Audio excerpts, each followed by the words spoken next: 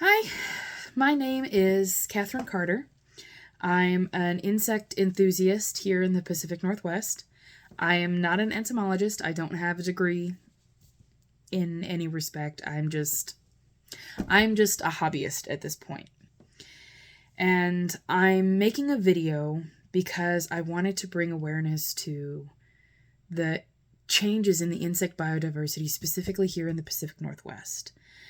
I live in Washington State, and up here in the Pacific Northwest, which consists of basically Idaho, Washington, and Oregon, there have been a lot of changes in the past 20 years, just in what I have noticed. And I wanted to do research on why that's changing. Now, a lot of this started because back in 2020, when COVID was full swing and everybody was under quarantine, couldn't go to work, couldn't go to school, I couldn't do anything, and I was going absolutely bonkers, I decided I'm going to use the knowledge that I have and seek out more knowledge by building my own butterfly garden. And I put a lot of research into this. I studied what butterfly species were native to the Pacific Northwest. I studied what their host plants were, what their nectar plants were, what times of year they come out, how long each stage of their life cycle is, how long each stage of how long each of the instar stages is. I did a ton of research for this butterfly garden. So when it got to the time that I was planting plants and I was starting basically a little herb garden of host plants over to one side and then a whole bunch of nectar plants over on the other side of the yard, I had taken over the entire backyard. And here's the secret, it's not actually my backyard. So I was having a blast. And I decided, you know what, I'm learning an awful lot of good stuff just about this area, just about what's going on here. I made the decision then that I wanted to get that information out there. I wanted to start making videos. I wanted to start talking about the insect biodiversity specifically in the Pacific Northwest and species that are here, species that are gone, species that are endangered, species that need help. I wanted to talk about all things bug related in the Pacific Northwest. And the reason why I hadn't done that back in 2020, when I decided I was going to do that, and I waited till 2022, is because I'm a bit of a coward. And it takes a lot of courage to get out there, put your face on the internet, and say, hey, I'm going to do a thing. So, hey, I'm going to do a thing.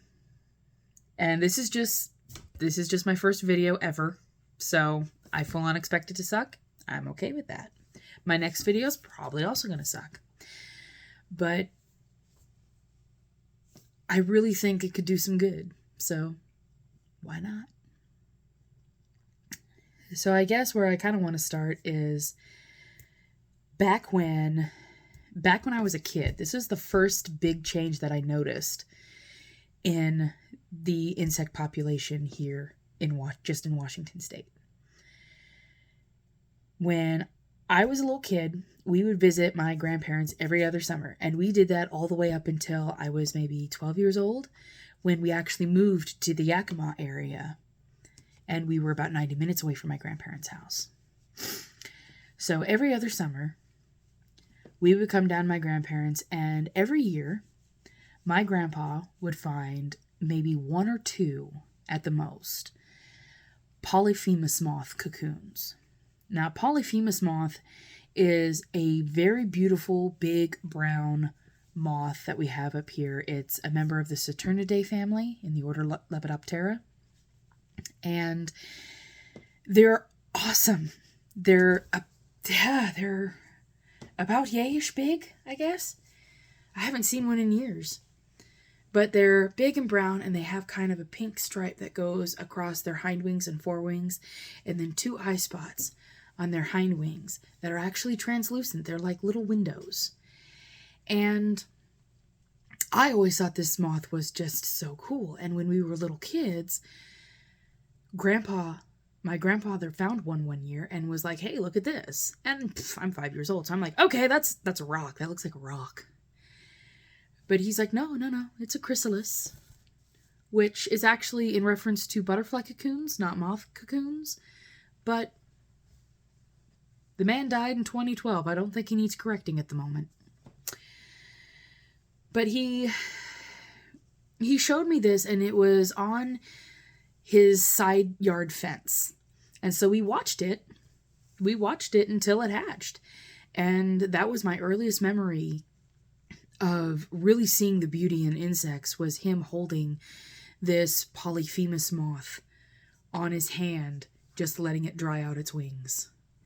And that was just one of the coolest things ever.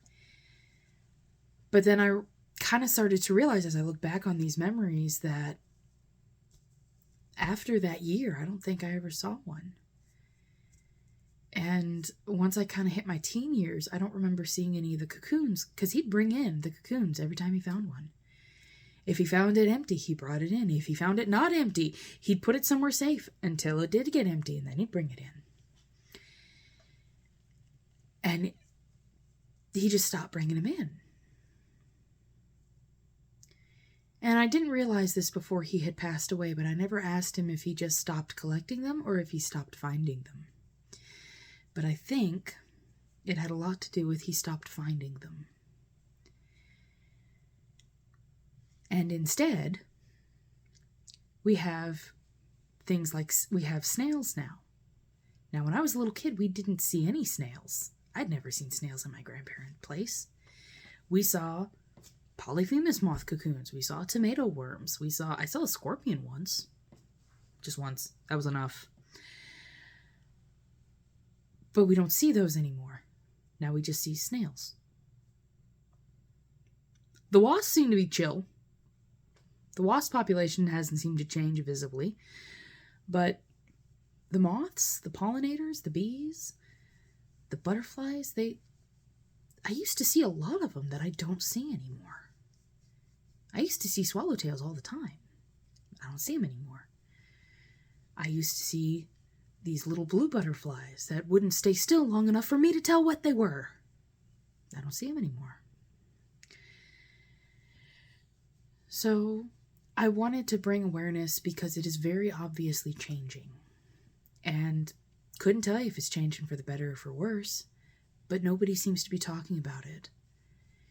And the closest the pollinators get, the closest the insect world gets to being helped is things like Save the Bee movement, where people are all for saving the honeybees, which are going through some shit.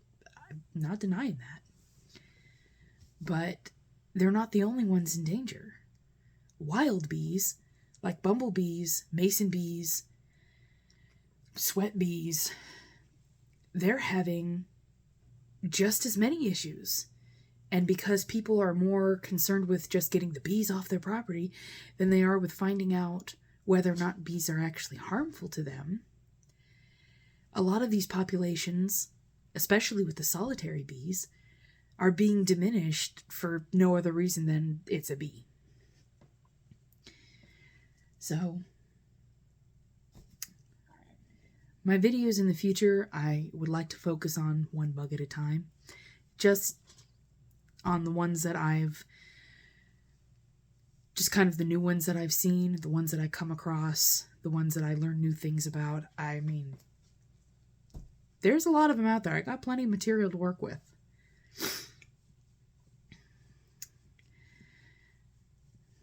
But yeah. And this is going to be my video partner. This is my cat, Sandy.